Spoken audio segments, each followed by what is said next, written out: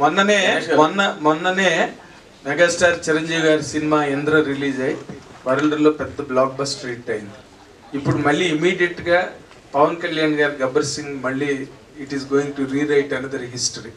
మీరు ఒక మెగా అభిమానిగా దీని మీద మీ తాలూకా ఎక్స్ప్రెషన్ ఏంటంటే, ఇండస్ట్రీలో no other sector is able to claim this success, వాళ్ళకి మాత్రమే వస్తున్న ఈ పరంపర మీద. అన్న నాగేంద్ర అన్న, నేను ప్రేమ ఖైదీలో జూనియర్ ఆర్టిస్ట్గా వేషం వేసినప్పుడు ఆయన పెళ్లి కొడుకు వేషం వేశాడు. అంటే దాదాపు 33 ఏళ్ళు. నాకంటే బెటర్ పొజిషన్ ఆ రోజు మా అన్నది. నేను ఒక పెద్ద డైరెక్టర్ జాలి మేమందరం ఉత్తేజం చిన్న చిన్న జూనియర్ ఆర్టిస్టుల వేషాలు వేస్తే అప్పట్లో పెళ్లి కొడుకు వేషం. అబ్బా ఈ వేషం నాకు వస్తే బాగుంది అనుకున్నాను. నేను కుర్రాడుగును సరిపోవని ఆయనకి ఇచ్చారు. అప్పుడు నేను హైదరాబాద్ వచ్చిందే చిరంజీవి గారిని చూడటానికన్నా. నేను సినిమా రంగం అనేది హైదరాబాద్లో ఉంటుంది, సినిమా షూటింగ్ చూడవచ్చు, సినిమా అంటే నేను చిరంజీవి గారి అభిమానిగా వచ్చాను. చిరంజీవి గారి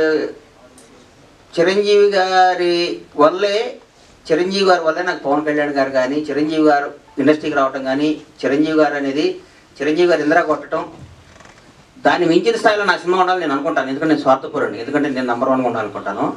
చిరంజీవి గారు అంటే ప్రత్యేకమైన అభిమానం, దైవ గౌరవం, ప్రేమ. ఆయన గురించి నేను మాట్లాడే స్థాయి నాది కాదు. చిరంజీవి గారు అనేవాడు నా హృదయంలో ప్రథమ భాగంలో ఉంటారు ఆయన. నేను చిరంజీవి గారిని ప్రేమించి ఆరాధిస్తాను.